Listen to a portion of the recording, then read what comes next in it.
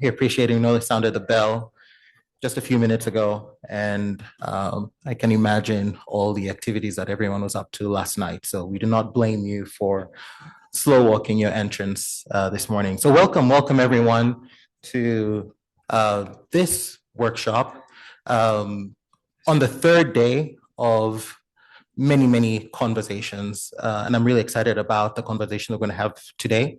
I think this is an extremely timely topic, looking at flexible interconnections for large loads. And we have an excellent array of speakers on the panels today that I'm really excited to listen in on. My name is James Okul. I'm Director of System Planning at ESIG. So a little bit about ESIG. If you have been here for 3 days, you've heard this many times over. If today's your first day, welcome. So ESIG is 300 members strong, and it's grown quite a bit over the last few years.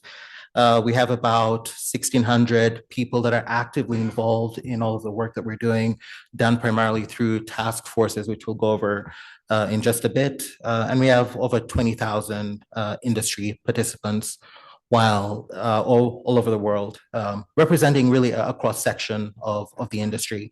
If you're not a member and you would like to be, would highly encourage you to reach out to one of us and get more information. I'll just ask the ESIG staff that are in the room to please wave or stand or indicate your presence somehow, jump around, something that gets people's attention. So please feel free to reach out to any one of us if you have questions about ESIG and the work that we do and what membership would look like. So like I mentioned, we have about 24 task forces and activities that are ongoing. Some of them are wrapping up fairly shortly here.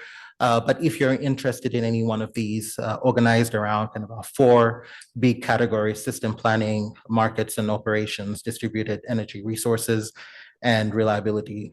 So if you're interested in any one of these projects, please reach out to one of us.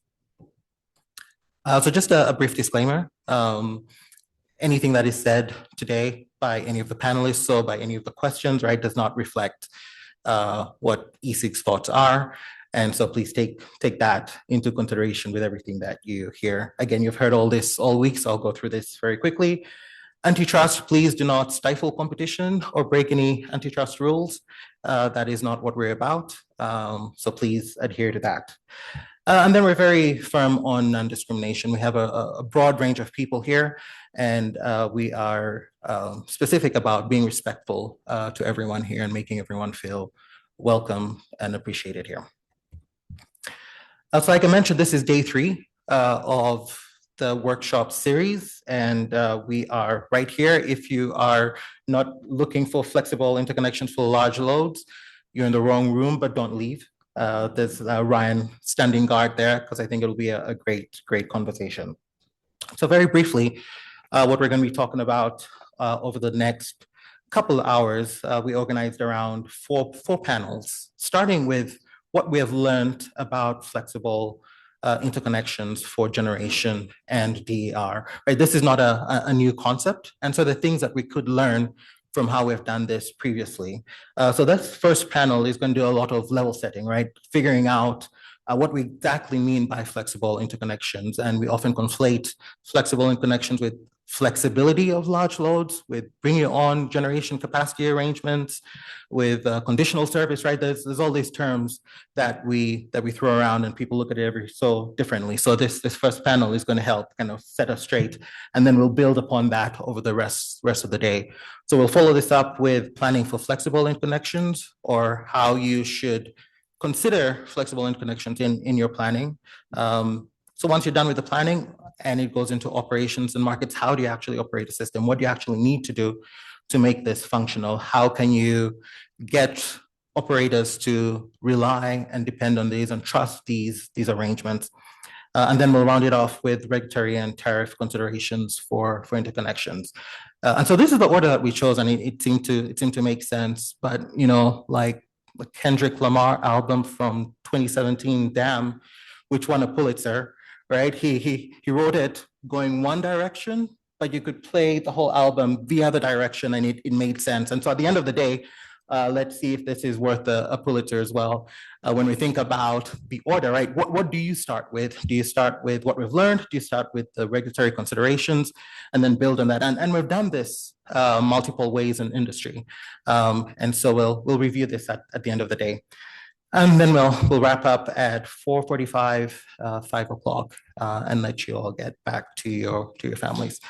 A big thank you to our sponsors, ERCOT, Polaris, Web, and Zero Note as well. So thank you so much to all of our sponsors.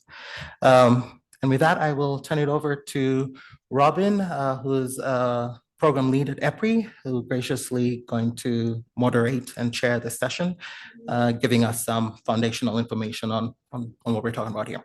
Thank you.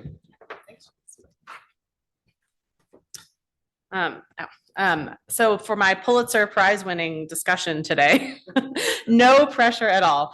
Actually, I'm going to end with my slides if we have time. So, but you can watch this mesmerizing graphic while I introduce the panel.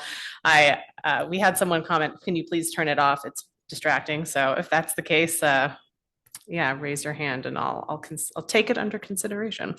So today, what we're starting off with is exactly what we've learned, right? So as we've said, data centers are not new, large loads are not new, interconnecting loads to the grid, not new.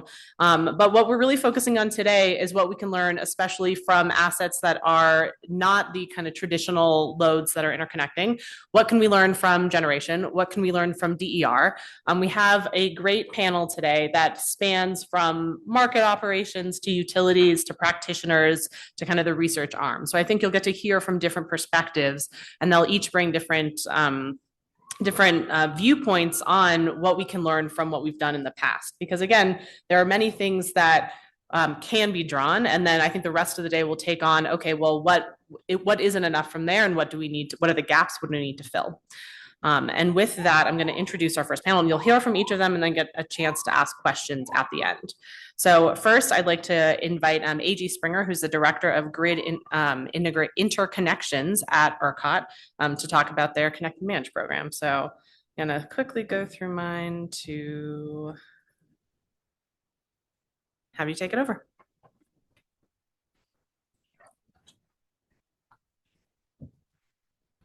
All right, good morning.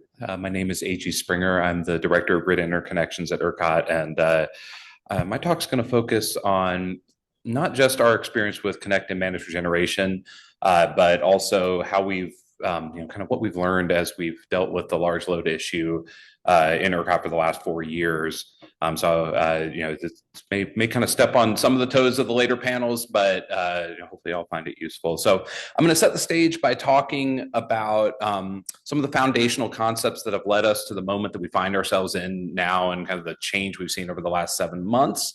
Talk about our Connect and Manage for generation, the transition to the batch zero large load study process, and then controllable loads in ERCOT and what we've learned from that and how that needs to change to integrate these large loads that have flexibility.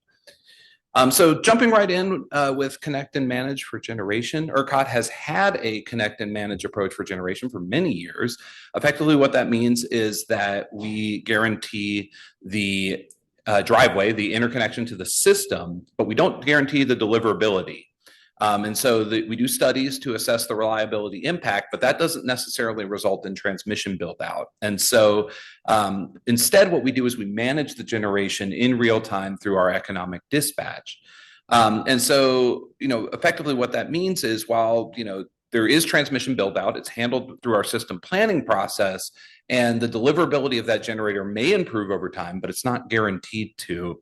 And so, why do we do it this way? Well, it results in a faster interconnection process for generation that also still maintains system reliability because we know that we can manage it in real time. And so, we can connect a large generator, 10 megawatts or greater in as little as 18 months. And that is, a significant advantage of bringing new capacity onto the system. So, with that experience, we turn now to the data center boom in ERCOT and other ISOs around the country. This is the graph. Every time I ever talk about large load, I have to show this graph. And it shows that we are tracking about 440 gigawatts of large load interconnection requests. If you look closely, you notice most of those don't have studies submitted under the current process, and we're getting ready to have a big transition. I'll talk about that more in a moment. But I think the more interesting way to look at this information is what have we received over time? And so you look here, this shows a graph of the interconnection requests we've received since we started tracking this way in 2023. So we really received stuff earlier than that. There was a big wave at the beginning. Crypto mining came to Texas. What we thought of then is a lot of large load interconnections all kind of piled up in 2022. And most of these were demand that wanted to exhibit flexibility. And so we started to get a little steady trickle throughout 2023 and the early part of 2024. And then we hit the late part of 2024 and you see what happened. We had the tsunami of AI data center interconnection requests. They're all seeking firm service. And what this did is it basically overwhelmed the approach that we had taken to studying large load interconnections, which was to look at them individually, similar to how we handled generation interconnection. And that worked okay when you were talking about 5 to 10 requests a quarter. But now all of a sudden we have 60, 70, 196 requests a quarter. And many of them are all clustering in certain areas of the system, and it just overwhelmed the process. And so that's exactly what we saw happen is basically the individual study approach broke down because all these loads were kind of requesting interconnection around the same time. We didn't know who would move forward. And because all these loads are large and they're seeking firm service, when one of them would meet required milestones in the process, it would invalidate the studies of the others and they would need to be restudied, and created this churn that many loads had a hard time getting out of. And so what we're doing now is we're transitioning to a batch study approach where all the loads that qualify by a certain date are studied at once. A transmission plan is developed to serve those loads, and then they can move forward with development. This has happened very fast. This process, developing this approach, started in December, and the initial study, the revision request to our protocols and planning guides is expected to be approved, I think, tomorrow. And we're implementing it later probably in August is when the study will really start to kick off. And so this has happened very fast. We are having what we call a batch 0, which is a transitional batch study that will kind of clear out that 440 gigawatts, figure out who is actually qualified to even be in the study, move them forward, and give them answers for their interconnection. Now, why have I spent so much time talking about this transition? It's because it gave us an opportunity to also add in the ability to credit generation that is coming with these loads, as well as flexibility. And that's what I'm going to focus on from here forward is we were able to get these other concepts that hadn't existed in interconnection studies in ERCOT into this new batch 0 process because we effectively have the hood open on the rules. So what do we mean about by flexibility in loads? There's a lot of, everybody's got their own definition, but what I'm going to focus in on are controllable load resources in ERCOT. And these are, this is a concept that's existed since Nodal Go Live. It is a load that is capable of controllably increasing or decreasing its consumption under dispatch control from ERCOT. It's also eligible to provide ancillary services. Now, for those of you who have been to many of these workshops and maybe remember back a few years, they're saying, wait a second, you already talked about this 3 years ago. You came to ESIG in June of 23 and you said, we really need this. So this is a concept that's existed for a while. Why haven't we applied this to large loads yet? You've been working on it for a bit. Well, the answer is we have pushed forward, but we've learned some things along the way that needed to change in order for CLR to become a reliability tool for integrating large loads. So, as I mentioned, the concept of controllable load resources has existed since the nodal market was established. But it was really more of a mechanism for a load that had flexibility to participate in the market and earn extra revenue. It wasn't well set up to be a reliability tool in the way we want to use it now. And so some things needed to change before we could really move this concept forward. The first was that load resources, controllable load resources, are settled zonally. And so that meant that they also received a zonal shift factor, which meant that for intrazonal congestion, often we would see a suboptimal dispatch of those load resources if they were participating in SCED. So that needed to change. It needed to become a nodal dispatch to align with generation. The second was there needed to be a requirement for these loads to participate in SCED when consuming energy. Under the original rules, a load resource could opt out of that SCED dispatch with effectively the flip of a switch. And what we discovered is that most CLRs in the system today actually don't participate in SCED. They're simply there, they opt out of SCED dispatch full time, and they're there to provide ancillary services. And so if we're thinking about, we want to bring this connect and manage approach to large load, both of those needed to change. And so in the 3 years since I've been here, that was a big focus. Is we had a revision request to the protocols that accomplish those things, and is expected to be implemented later this year. So that got us part of the way there. We had better operational rules that could make these load resources more like generation. But didn't get us all the way there, because there are other key differences between load and generation that need to inform the design of how we bring this now into interconnection and planning. And some of these are probably self-evident, but they're important for how you design. So, for generation, their production of power is their primary business, is how they earn their revenue. The incentives for generation are generally aligned with the needs of reliability in ERCOT. Those generation resources are ERCOT market participants, the resource owners are, and they don't really have an expectation of transmission being built specifically for their deliverability. That was the connect and manage approach I talked about at the beginning. But loads are different in some key ways. First of all, power is an input to their business. And so they want power, they want it as firm, and they want it, they're not really in the power business. The incentives as a result are really not aligned for reliability. They're trying to consume as much power as they possibly can to operate their business. And they generally don't want to be ERCOT market participants. So thinking that we can just kind of take what we built for generation interconnection and apply it to large loads, it's not going to make sense. The last point as well is that they expect transmission to be built to serve those loads ultimately. So, we're really looking more at a kind of different type of entity with different expectations that's maybe looking for connect and manage as a way to get power sooner, but not necessarily being a long-term ERCOT market participant. And so we took a look at all that and said, okay, we got the hood open. We have experience with connect and manage.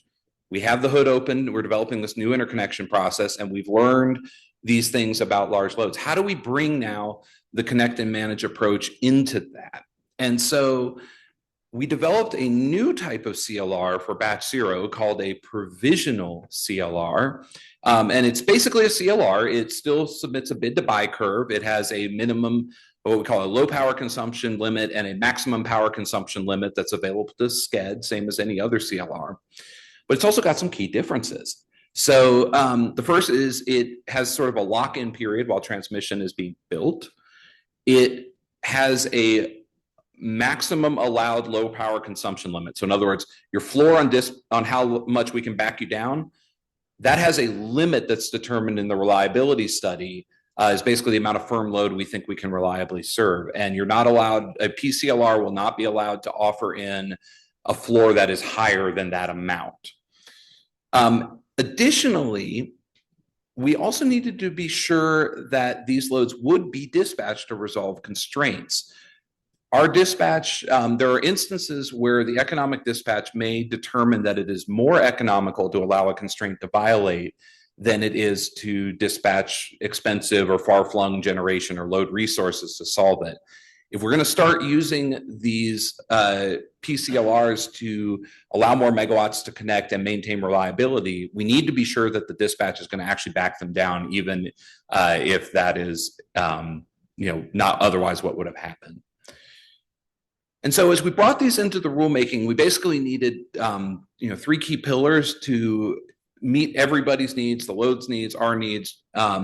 And so the first is, they're expecting transmission to ultimately be built. So in the study, we will still assess them as if they were firm load, and that will result in a transmission plan. But where a firm load request would have been told, okay, here's your cutoff, you can't connect any more than this until these upgrades are in place. The PCLR will then be allowed to offer in more megawatts above that level as flexible load that's under SCED control. So that was the first piece. We also added a registration requirement.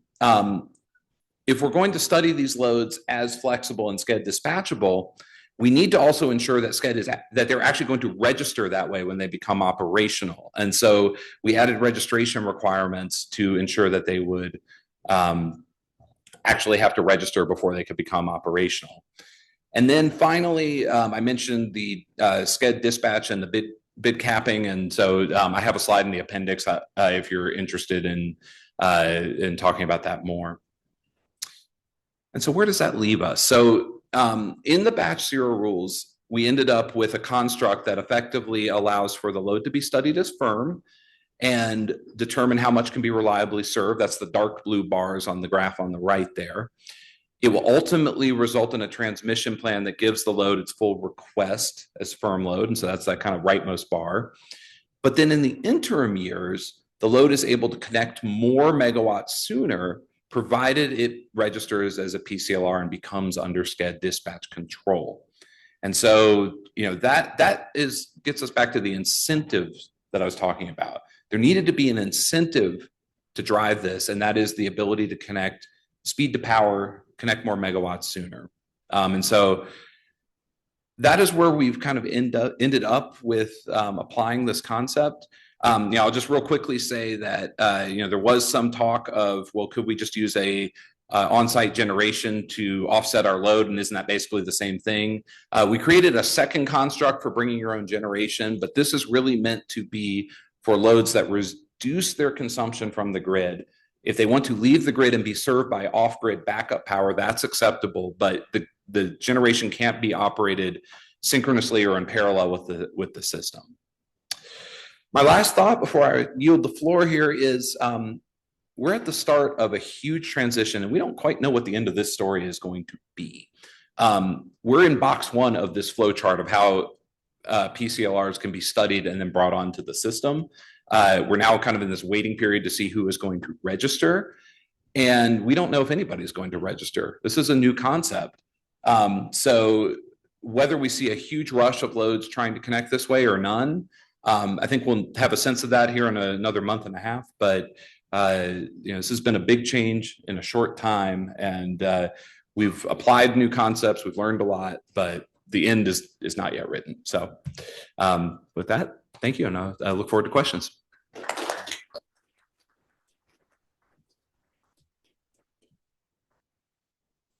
Excellent.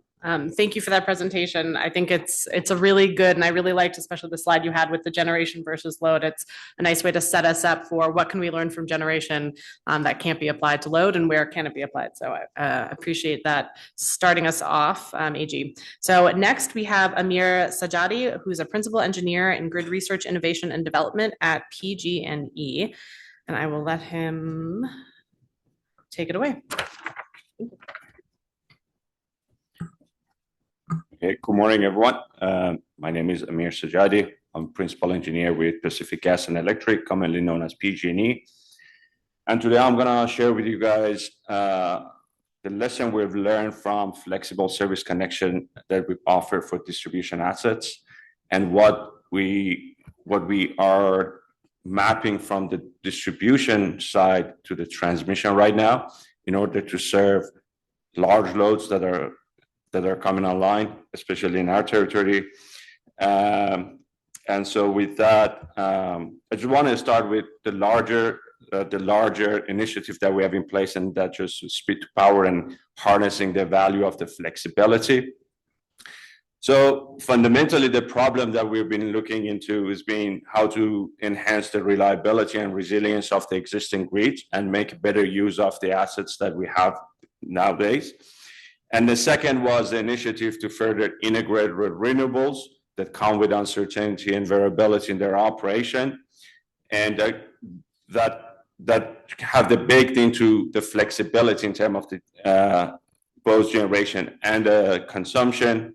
And the third would be the capacity and peak load management in order to be able to better manage the grid under especially constrained hours, and also allow market participation and better ancillary services. Also, as part of the flexibility initiatives that we've been working on, has been to mitigate risk, particularly operational risk that are associated with rapid switching between import and exports, as well as the violations that can occur with regard to voltage or thermal limits. And on an operational side, particularly, our operators are interested to have better visibility and predictability of what to expect, including multi-days ahead, all the way to the hours ahead, and also mitigate the risk associated with misalignment between market participation and local grid needs. So what was very clear to us to address these needs, we needed to have 4 key features added to how we operate our grid. The first one was to have the capability to better monitor and have a better visibility of our assets in real time, and that insight itself lends it to have a better look ahead forecasting capability. And with that, we also have a better way to optimize the constraints on the grid and better manage them. And at a higher level, being able to optimize the operation through the multi-objectives that meets basically what the grid needs are and what the market requirements are. And so on the distribution side, a lot of these features can be resolved with a central orchestration platform of terms. And that's what we've been working on with our distribution side Flex program. So the 5 use cases that I want to share with you here, we started this program with just basically fundamental structure of adding the telemetry, IEEE 2030.5, and that was with any battery storage that we had on the distribution side. Now we have it with more than 60 sites operational. And the most interesting part that from here on, what I want to really focus on would be on a Flex Connect side, which is not just for better communication, but actually we started with Flex Service Connection as part of allowing the larger load come online by adhering to the constraints that are set by PG&E, our operators, and the approach that we had, they can come online using the preponderance of the available capacity, and the approach that we had was just to no harm.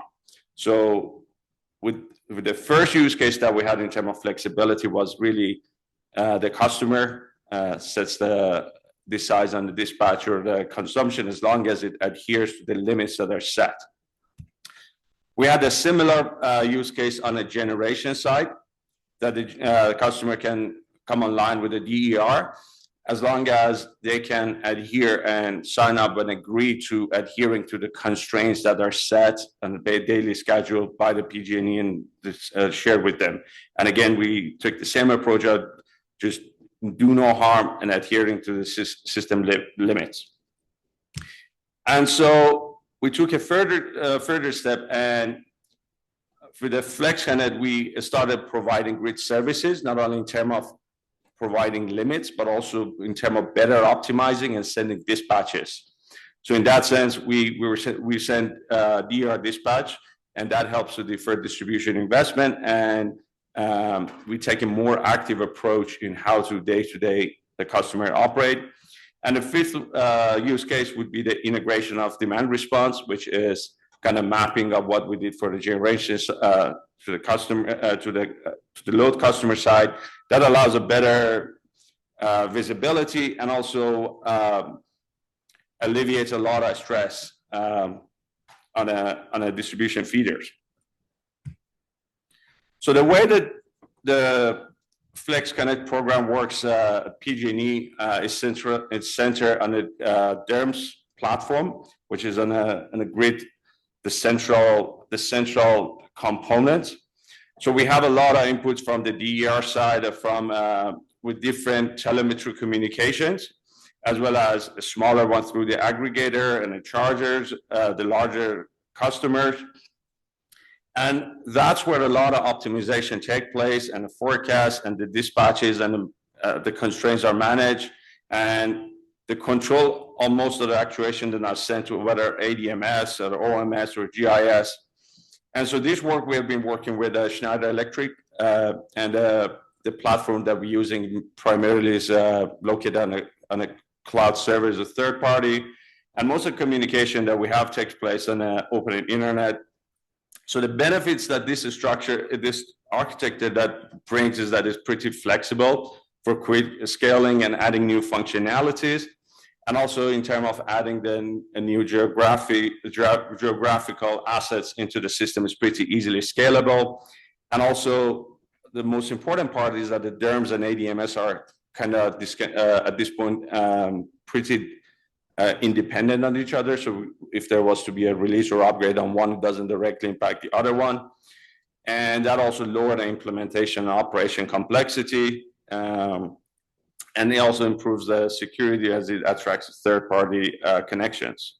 But also comes with risk associated with managing more complex infrastructure and maintaining network model as we have multi-layer, many participants involved. So in this chart, the solid line that you see, a lot of them are the ones that are already implemented as part of phase one. This is a program is still ongoing. And the dotted lines that you see are future development and potential that either we are currently implementing or are the subsequent years plans. So here is what I really want to focus on of what we learned from this DERM program and the Flex Connect program, and what the success that we had, and how we really want to translate that in what can be done for the transmission network and better help with interconnection of flexible large loads. So the approach that we've taken and proven itself to be successful is having this multi-phase implementation, just really treating it as a product that having the first phase, just having very essential functions, putting in place necessary infrastructure, and that would be the minimum viable products or MVP phase one. And then the subsequent phases can be broken down into what in terms of business needs make sense to be added, or what unlocks the most value for the to prioritize.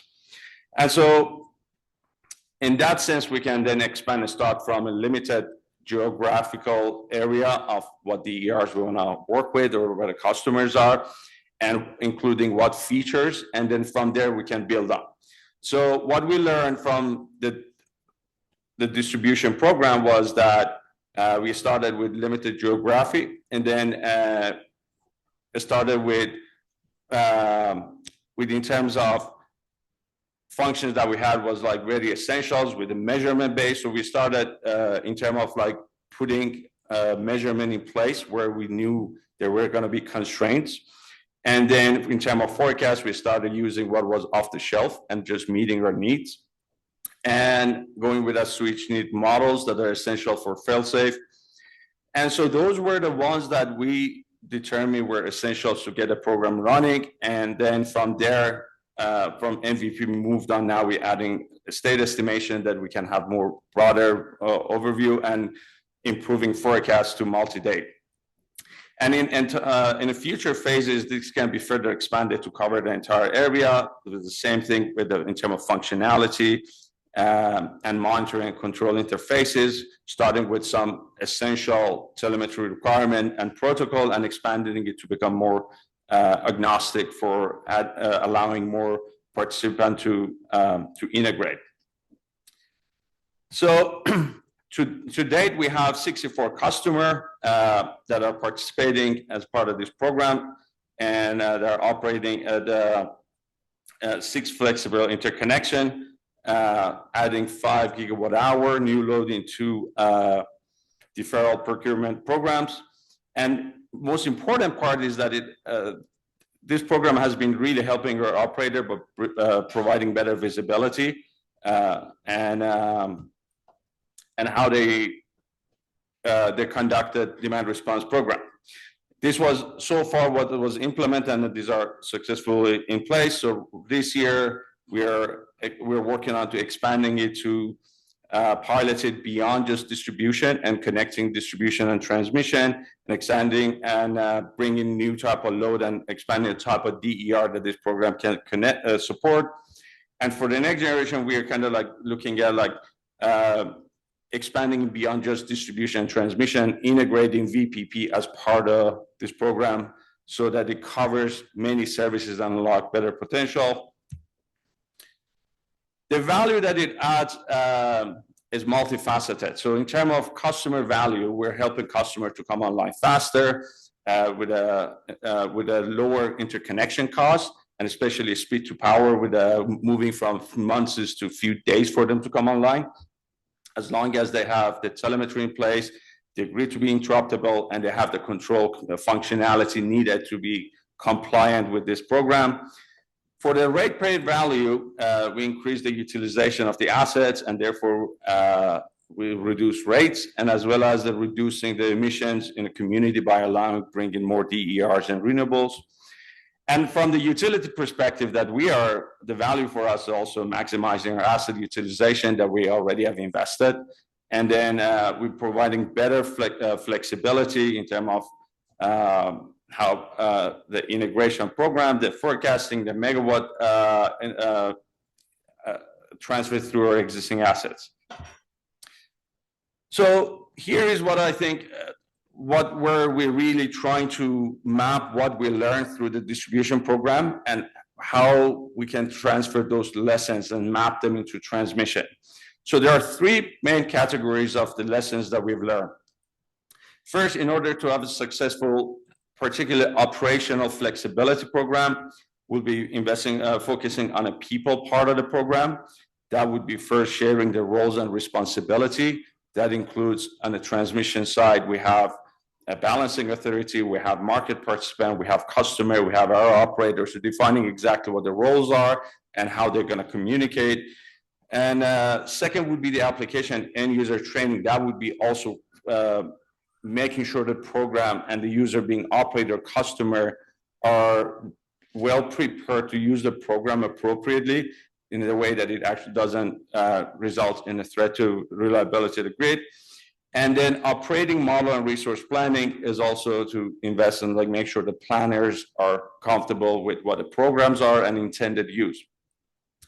The second would be on the processes, what the business processes are for this new program for them to be successful. And for distribution, we had the DERMS operation to be very clearly define what this operation would look like.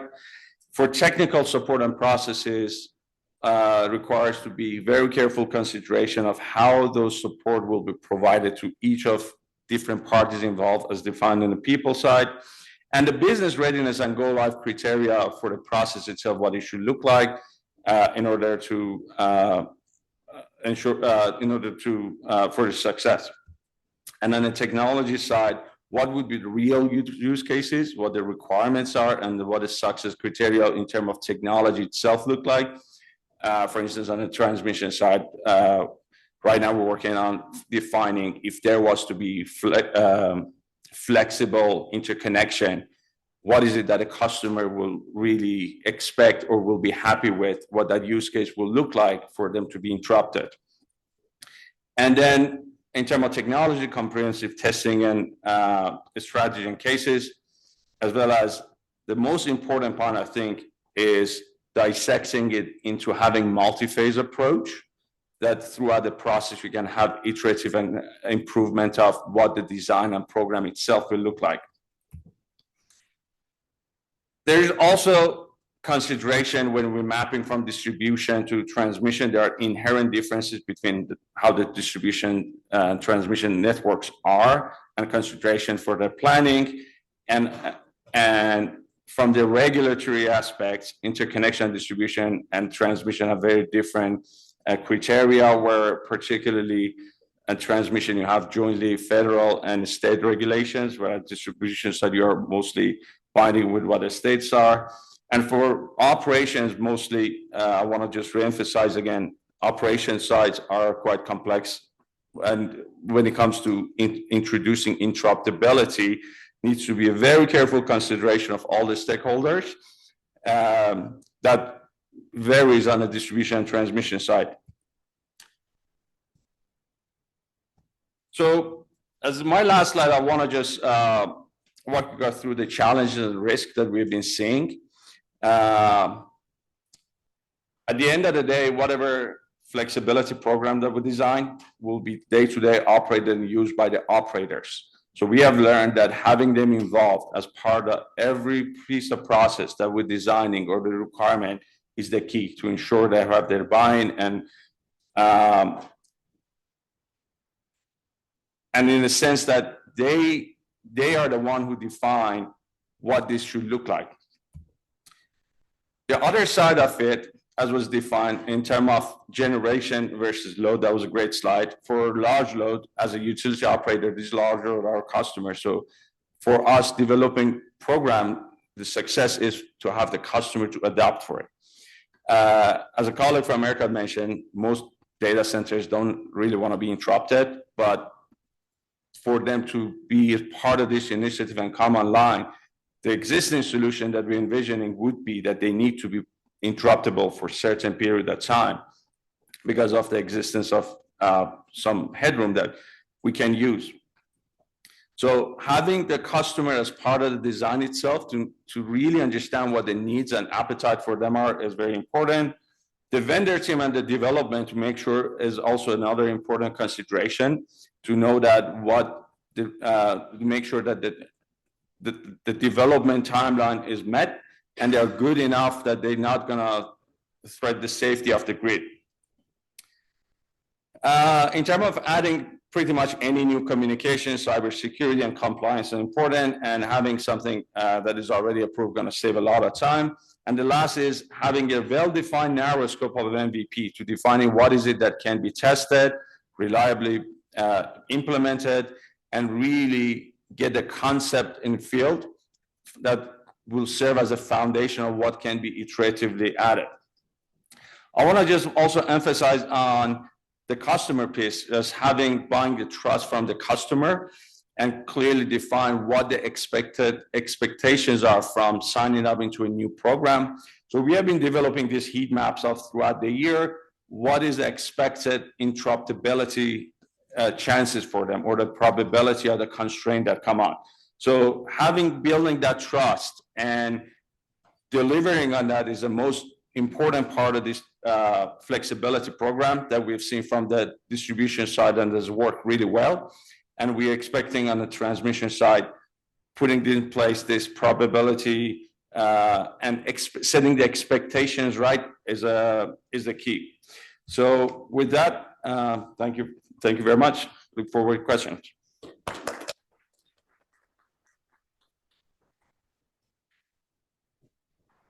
Thank you, Amir. That was a fantastic overview, especially kind of as you transition from the distribution side to the transmission side. We'll be excited to see where that goes as things move along. So, and we'll do questions and clarifying questions at the end. So we're going to go a little bit out of order according to the schedule. So we're continuing on the same kind of frame of reference. So next I'll invite up Cody Davis, who's the Associate Technical Director of Grid Modernization at EPE. And so this is kind of, we went from a little T&D to the distribution side, and then we'll come back to resource advocacy at the end. So thank you. Take it away. All right, good morning. My name is Cody Davis. I work for EP Consulting, and I focus almost exclusively on the distribution side. So I will leave the transmission takeaways to you all. I am going to double click a little bit on some of the themes and concepts that Agee and Amir had shared, especially related to differences between generation and load, and sort of the foundational structural differences and how that plays out in terms of some of the program design. So for the distribution system on the generation side, there are really big structural elements that are driving some of the specific outcomes. First, for generation, capacity is all first come, first served.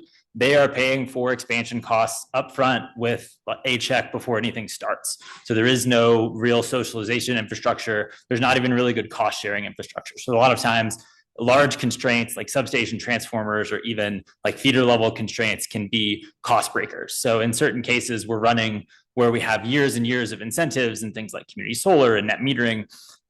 Places where there's good capacity or land or zoning are becoming more and more rare and scarce. So flexible interconnection is driving, avoiding some of these upgrades and these system costs for viability as a continued industry.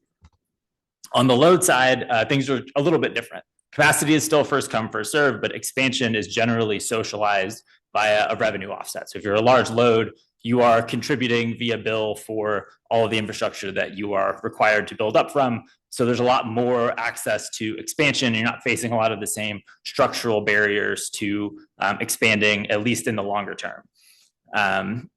Again, but we're waiting until there's triggering specific constraints. So if you're a warehouse and you're like, hey, we're going to electrify in 5 years, it's like, great, show me your application, like sign the contract, or we're not going to start yet. So while the distribution construction times are smaller, we're still looking at 2, 3, 4, 5+ years in some cases from the time that they say, yes, I want to go forward, which is a huge, huge barrier to especially a lot of new developments, data centers, and electrification. Historically, our planning processes have all focused on cost minimization. So we have some capacity headroom, but not a lot, especially in a lot of places. There's not really incentive to build out ahead of time. So this results in relatively high existing loading, which means there's not a lot of runway for new loads to come in at peak and operate. So as a result, all on the generation side, we focused on long run cost avoidance and operating in a flexible environment pretty much indefinitely. On the load side, we're looking almost exclusively at speed to power, where this is a bridge solution where they're kind of managing that constraint temporarily while that capacity gets built out for them. Oops.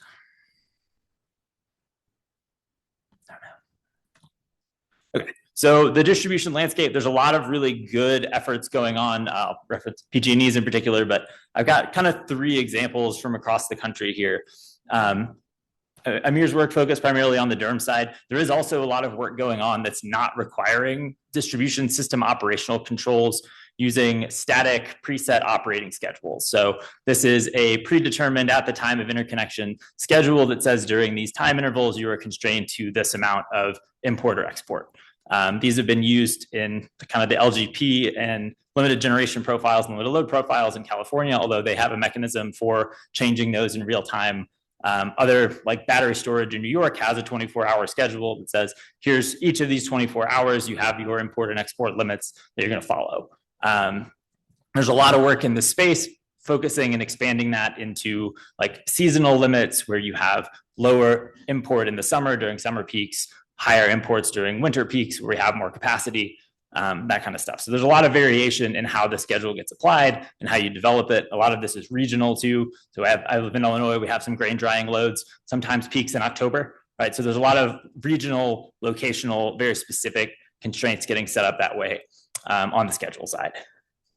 For dynamic flexible interconnection, which is the sort of managed operational view, direct controlled approach terminology, the generation side is transitioning from pilots up to a more scaled implementation.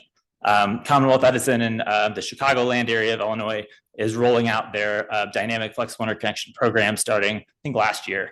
They're using a tranche-based pro rata approach where basically after they run out of existing capacity, they're allowing up to a sort of pre-studied amount of new capacity, so where each new participant experiences up to a certain target amount of curtailment. So they're basically extending the runway from their fixed capacity and adding an additional tranche of flexible resources. Eventually, you still run out of capacity. There's only so much you can sort of move through that infrastructure, but it adds 20, 30, 40, 50% more runway on those areas, which is huge for sustaining the industry. On the load side, a lot of this is still in the sort of early pilot and concept stages. Southern California Edison has their sort of load control management pilot, which is in this space, focusing a lot on speed to power, right? It's temporary limitations based on actual system constraints while the long-term solution gets built. You see a lot of the drivers for these decisions in how these programs are being implemented and managed. Okay, so participation differences, this is sort of how do you get customers to say yes, right? This is a key element of success here.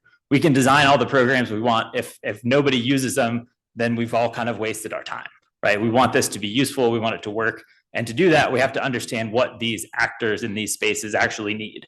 So for generation, as I think Agee mentioned, flexible interconnection is a matter of economics, right? Curtailment is critical, mostly from a revenue and kind of business sense in terms of the impact on your direct revenue. Usually on the distribution side, we're comparing upgrade costs versus curtailment losses, trying to see, can I make this project work? Can I secure financing? Is this a cost-effective path forward? It's really easy to sort of generalize resources by type or by category. So all the PV is mostly going to operate the same in an area.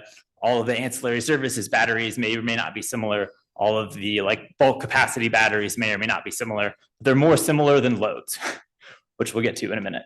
And then on the generation side, a zero interval is not really a deal breaker, right? It's about the total amount that's available. It's about the total annual value generated in revenue, not necessarily the value in each individual hour. From the load side, everything starts to kind of flip on its head. Business operations is the essential driver for whether or not this works. Right? Can the business operate under those constraints is the central question to get them to say yes. The example that I'll use that I stole from Jackie Pietra from Mobility House is a flower delivery electric vehicle fleet on Mother's Day needs to be able to meet all of its deliveries the whole day, right? So if you have constraints on that day, or if you're saying, well, you might have capacity on that day, that's going to be a no. Versus something like a firm operating schedule might give them more confidence to sort of know their own demands, know their own growth, and see whether or not it's going to work. Specifically for loads, these zero intervals where, oops, there's no capacity available is not really an option, right? This is essentially a deal breaker where you are shutting their business down for some unknown period of time. And even if it's unlikely to happen, if there's really not structural guarantees that they're not going to be cut down to zero, except for like dire circumstances, it becomes much, much harder to get a yes. So these are really important dynamics to sort of think about that have played out a lot in the distribution side that, as I think Agee mentioned, are still very relevant to transmission participants, although maybe with some differences due to customer type. Okay, and then from the design and the rollout, this was mentioned, but like modeling and the study process becomes a lot more complicated. Instead of having resources that are reasonably predictable, that are sort of following a lot of our preset rules, customs, assumptions, demand factor assumptions, everything goes out the window. The data that you're measuring is a product of both what the customer actually wants to do and the actual controls that you have implemented. You guys are probably a lot more familiar with this than I am on the distribution side. This was sort of a new problem we're trying to figure out is how do you account for both what the resource was actually doing and what all of the things that it could do or wanted to do when you're doing planning is a really important dimension. Record keeping is really important, and especially this sort of time series data of what's happening over the course of a year, or in particular hours or days that are most likely to see constraints or where the customer is most likely to have their highest operational need. It becomes a lot more important to zoom in on a lot more different time periods than just our sort of traditional peaks. The rollout needs to account for existing applications. It's nice to live in sunshine and unicorn land where you can start from day zero and everything's clean. It doesn't really work that way. You have to figure out how to account for all of the applicants that are already in queue, both on the load side and the generation side. So starting from, okay, how do we make sure that they aren't sort of kicked out of the process or that they get access to these new tools and options without requiring reapplication and major sort of structural or process churn.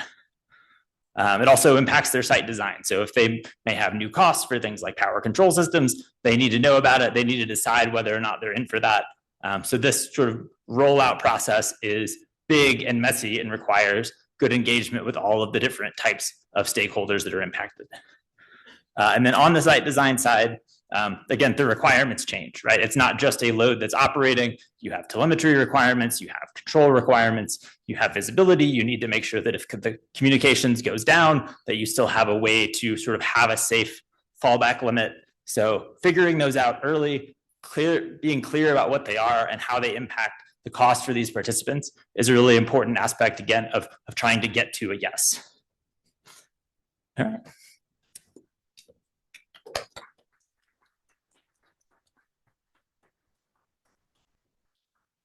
Thank you for breaking it down for the distribution side of the house. And so I think as we talk, have our conversation, we'll talk through kind of bringing those learnings to the transmission and then vice versa.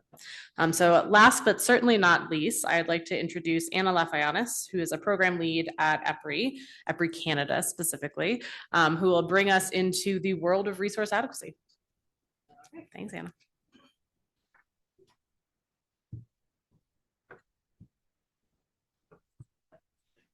Thanks, Robin. And for those that know me, you know that I'll always turn things back to resource adequacy, no matter what.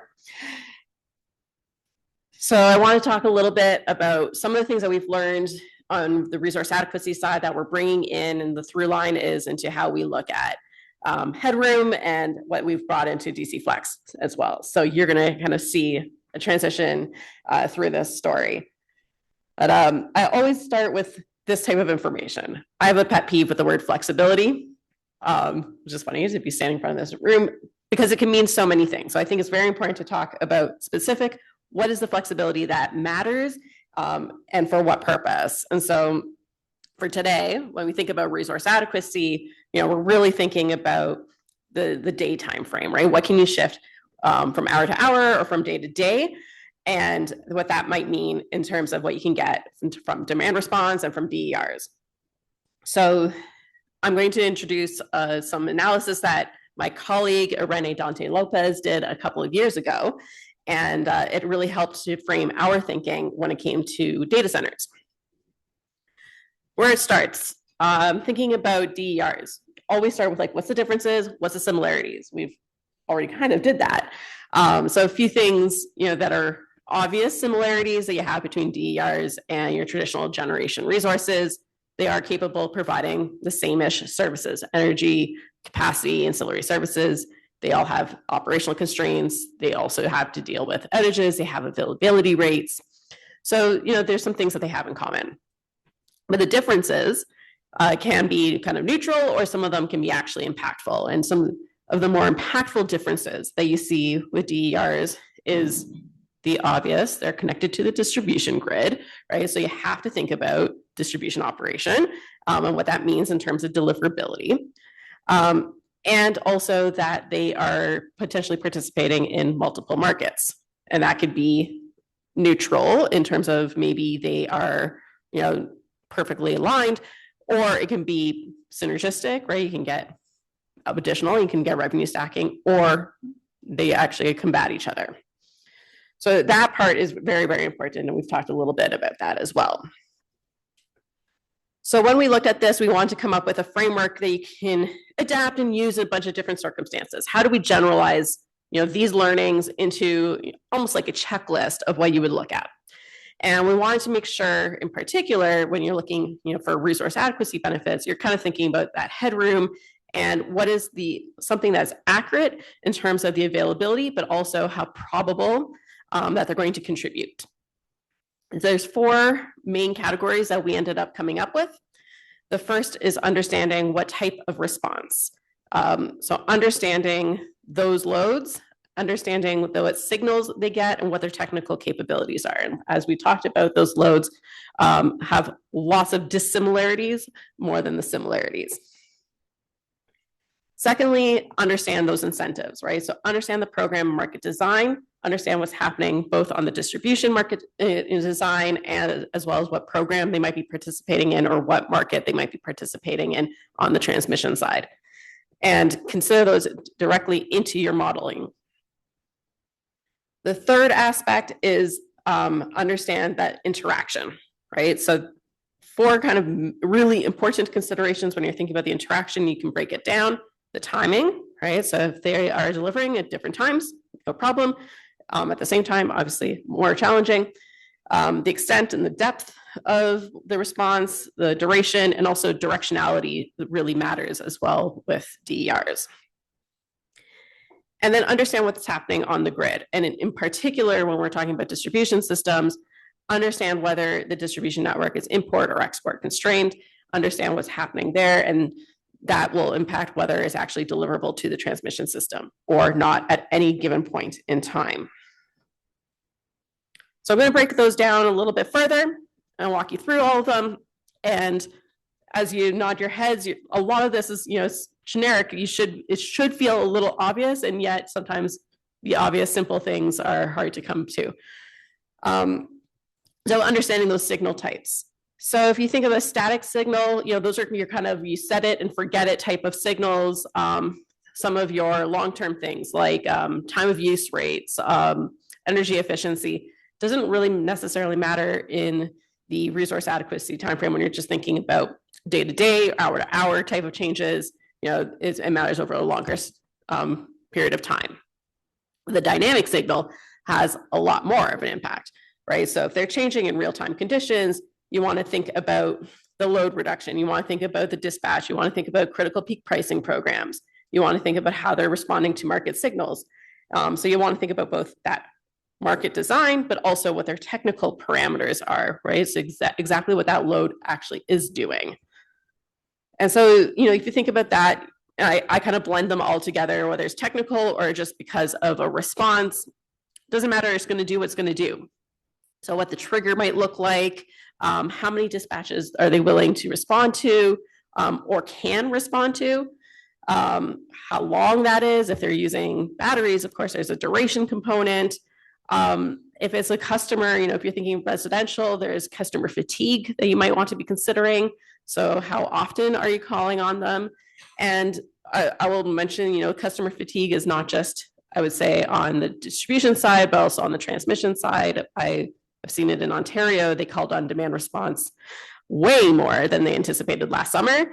And oh yeah, you probably participate in that market because you're laughing. They're fatigued. It's clear. So the benefit that they're going to get in the future might be different than what they had last summer. And then you also want to think about some of the things. If you're shiftable loads, you want to think about the energy constraints. You want to think about the daily or weekly energy requirements. You want to think about that duration of time as well and model it accordingly. Ooh, I went too far. So most importantly, or I think most interestingly, is what the distribution services that they're responding to and what your resource adequacy needs can create conflicting priorities. So understanding that order of operations is really important when you're modeling and then thinking about the benefits. Is the benefit primarily for resource adequacy? Is that a stronger signal, or is it really on the distribution system? And most of the time it's on the distribution system.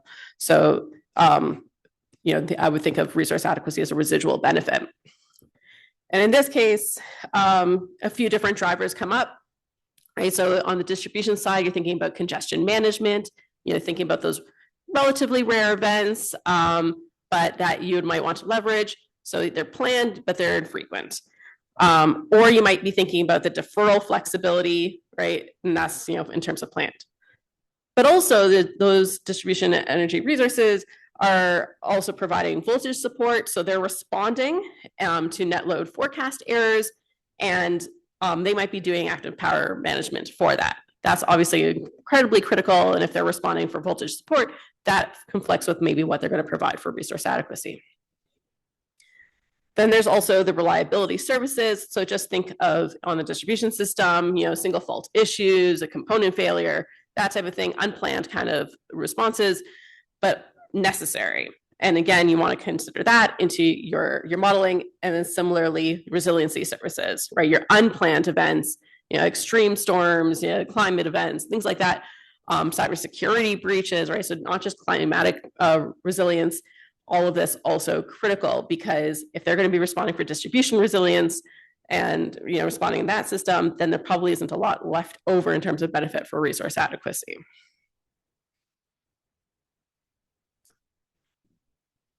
I don't know how much time I have to go through this carefully, but all to say, your grid conditions are going to affect those benefits. So understanding what the capacity is on that grid, on your distribution grid, and understanding whether that's going to mean that you're import constrained or export constrained. If I'm thinking about, on the left, you have a bunch of solar PV, and in here, producing so much, there's only so much they're going to be able to come in from the grid that will be able to flow through. Now, if I've got, some storage, then it can change a little bit.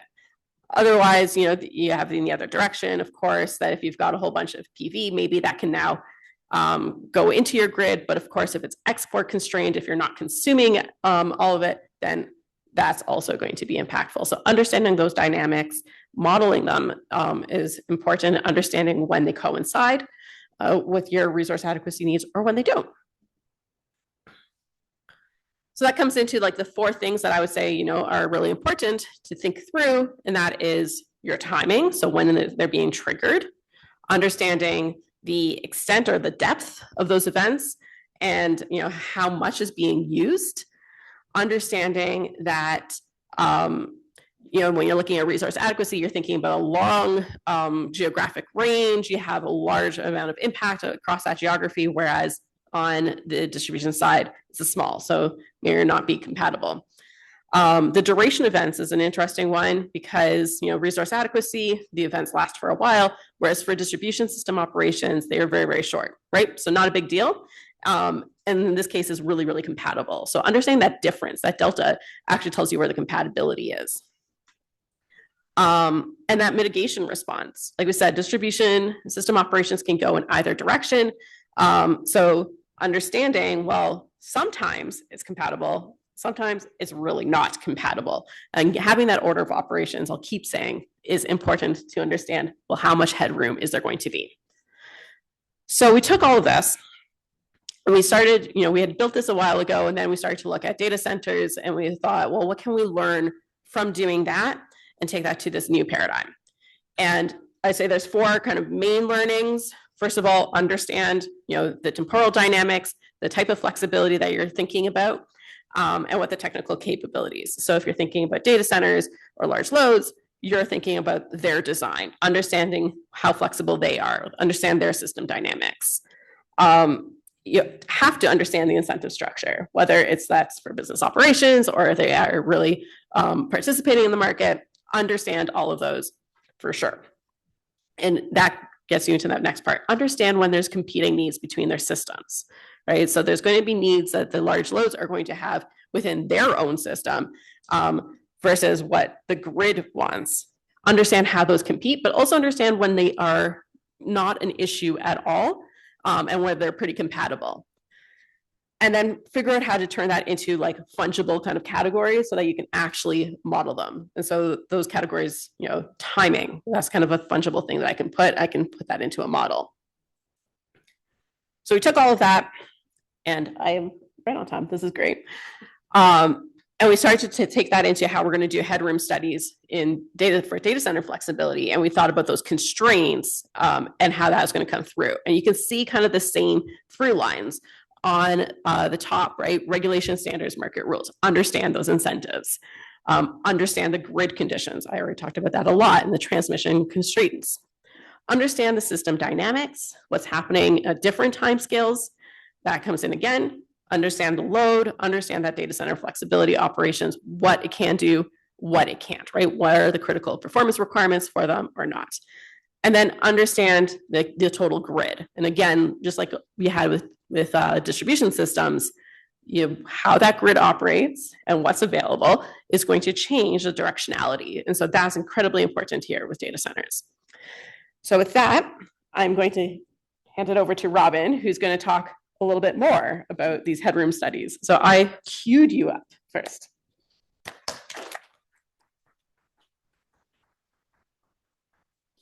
Anna. So I'm going to take just a couple minutes to talk a little bit about some of the things we're doing. So I'm going to go back all the way up to the top of the slide deck. I did not give them the instruction, leave mine for last. So thank you for that. back to our favorite graphic, everyone. Thank you for joining me again. Yes, I'll spend just a minute talking about this initiative that that Anna was mentioning. So we have an initiative called DC Flex. We have 5 different work streams, so we cover kind of a wide variety. We have one, the third one focuses mostly on interconnection, and my colleague Parag Mitra, who I think is in the other session, leads that. And so if you are curious to hear more about that, he's here. I lead the second one called Transformational Utility Programs, essentially kind of the market retail side. But this is something that we have ongoing. I think there's a handful of our members in the audience, so thanks for joining us. And it's a fairly large initiative. But what I really wanted to focus on today is kind of that concept of flexibility. And I think that this leads from that interconnection question, right? We all have this challenge. We all have a slide that looks like this, right? Time to power is low, time to available power is high. So what do? Flexibility, right? One of the things that we did in talking to some of our members is we had this conversation where some of our members would say, well, we can provide flexibility. And then the other side would say, well, how much? They said, well, how much do you need? But how much can you provide? And it was this ongoing conversation. And so one of the things that we aim to do is provide a framework for thinking about flexibility into categories, a taxonomy. And that taxonomy, we have these guiding principles, right? Some of them are probably familiar to you, especially if you're in markets. It's non-discriminatory. We want it to be standardized, transparent. So it's not that you have magic that goes into a black box and out comes some kind of flexibility taxonomy. We want it to be complete and specific. And finally, of course, adoptable. And so we have a first version that I'll show you now. It is an ongoing process where we're trying to kind of coalesce around many of our members and around the industry in general to say, for large loads, let's talk about flexibility because it is a very broad term and it can be defined on many timescales. And so our first version looks like this.